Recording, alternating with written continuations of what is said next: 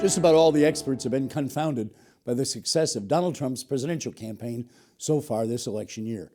Paul Robbins likes to call himself a recovering political consultant, and he came in and sat down with me recently to talk about a blog he wrote looking at the Trump phenomenon and the forces that have led to Trump's early success in the race. When Obama took over, Mitch McConnell said in his leadership post in the Senate, our job is to prevent you from being successful, which in a way he was saying that we're preventing the country from being successful. At the same time, you had the Tea Party emerge within Congress, and Boehner couldn't do anything because of the Tea Party. So you have a do-nothing Washington, which really becomes a do-nothing Republican Party in Congress, and you have people terribly frustrated with that. And so they want to have the old rules, which is let's get our establishment candidate out there. And Trump looks at it and says what everybody's thinking was, politicians do nothing. This is a do-nothing Congress. They're going to talk and not do anything. So that factor number one is out there. So you had someone with the guts enough, even though people may not agree with Trump and his approach, which a lot of people don't and shouldn't. He says that, Washington's doing nothing. So the Republican Party made that bed.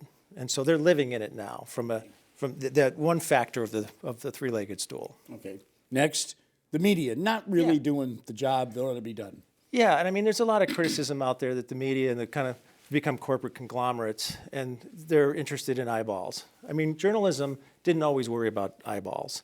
And quite honestly, there should be more PBS news hours, because I think what happens is that old style of journalism, which has served the Constitution and the American society well, has been replaced. And it's been replaced by how many people are following the Twitter feed of a media outlet, how many eyeballs.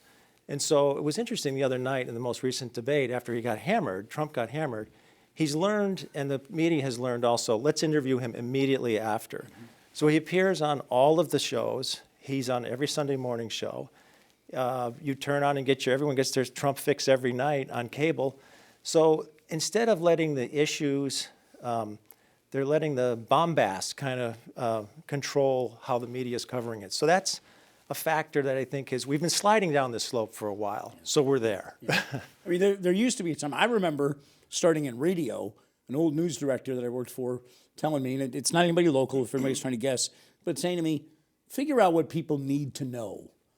And somewhere in the 80s, around 90, it started to become, what do they want to know? Right. And how do we get them to see that we're going to give them what they want? And we got the whole thing of celebrity, which you say there's the third leg. The third leg really is the celebrity thing. And people are discounting, I think, or not really recognizing. He was in the homes of people for about a decade with a very highly rated show.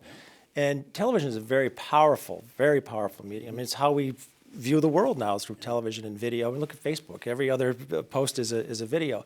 So he was on that show, highly rated show, and people got to know him. So I'm thinking to myself, and maybe this is a possibility, if he wasn't on that show, maybe he wouldn't resonate as well as he is, but you have people are angry and aren't going to take it anymore because of Republican foolishness and Washington's foolishness.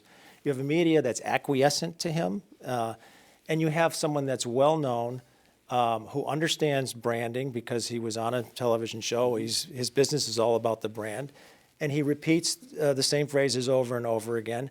And so those three things combined have put us where we are, so we shouldn't be shocked, I guess, is what I'm saying. And the thing, to me, it feels sometimes like you're watching pro wrestling. You know what I mean? Because the more outrageous thing you do, or the higher up off the ropes you jump down on your opponent and put your knee into his neck or whatever. Ted Cruz is a liar. Jeb Bush is low energy.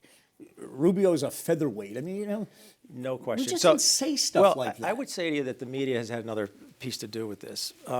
So it used to be, the Meet the Press was 4 or 5 reporters on a desk. I'm really dating myself, and there was somebody there, and they were actually physically meeting the press.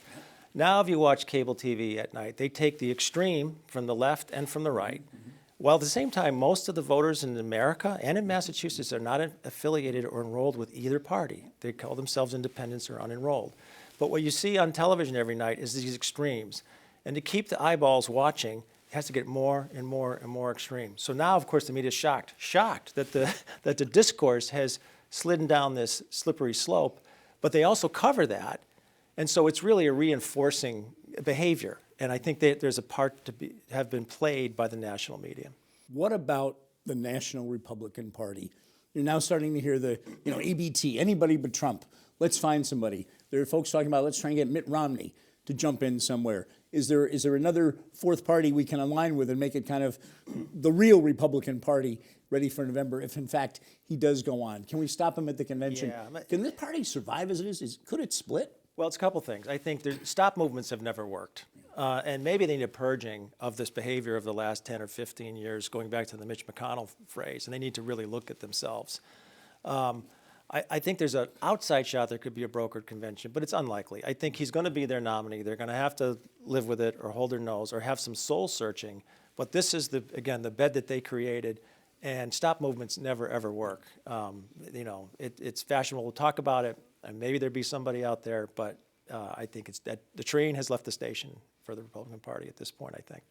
No doubt in your mind, Donald Trump is the Republican nominee. No doubt, no doubt. And, I think, again, when you're painting in primary colors, you're making it very clear. Folks didn't agree with Ronald Reagan on most issues, but they elected him overwhelmingly because he took a position. He had a lot of certitude about it. And if you look at American presidencies, the person that gets elected is the one that has the strongest kind of position or voice in a campaign. He does on the Republican side. I'm not sure. We'll have to meet again to talk about the Democratic side and what that looks like going forward. But I think he's their nominee, and I think we're going to have in for a real interesting ride going forward. Paul Robbins, thanks for coming in. Always good to see you. Great to see you. Thanks.